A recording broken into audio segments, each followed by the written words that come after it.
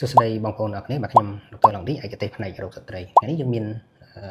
និយាយអំពីការបម្រែបម្រួលមាត់សាប៊ូនបន្ទាប់ពីឆ្លងមេរោគ HPV ដែលយើងទូទៅយើងដឹងហើយថា HPV គឺឆ្លងតាមរយៈការមានដៃគូបន្ទាប់មកចូលទៅក្នុងនេះជារូបភាពមាត់សាប៊ូនធម្មតាដែលអត់ទាន់មានការប្រែប្រួល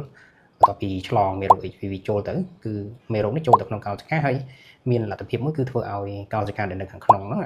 មានការប្រែប្រួលគេហៅដំណាក់កាលមុនមហារីកហ្នឹងគឺដូចរូបភាពពីខាងលើអញ្ចឹងណា1 2 3ហ្នឹងគឺបានន័យថាដំណាក់កាលមុនមហារីកអញ្ចឹងនៅក្នុងហ្នឹងគឺយើងត្រូវដឹងថា HPV ដែលចូលទៅហ្នឹងមានជាប្រភេទមេរោគកាចឬក៏ slow ណា low risk ឬក៏ high risk ពេលដែលយើងដឹងថាយើងប្រភេទណា high risk គឺយើងត្រូវតែទប់ស្កាត់តែទប់ស្កាត់តាន់ពេលគឺនៅក្នុងដំណាក់កាល pre cancer ហ្នឹងគឺយើងឲ្យការជាសះស្បើយត្រឡប់មកធម្មតាបែបនេះសួរថាតើ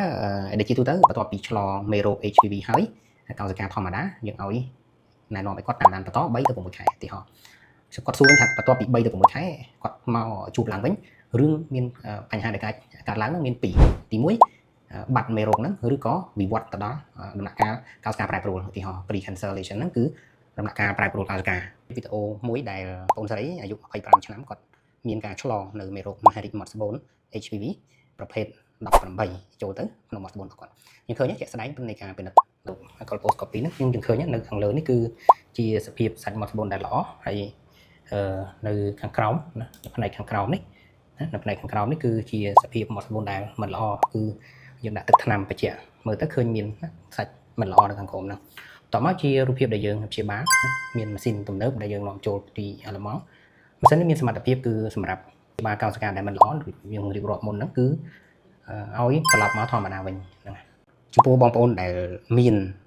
ណាធ្វើតេស្តទៅបងប្អូនឃើញថាខ្លួនឯងមានការឆ្លងនៅមេរោគ HPV ចូលទាំង HPV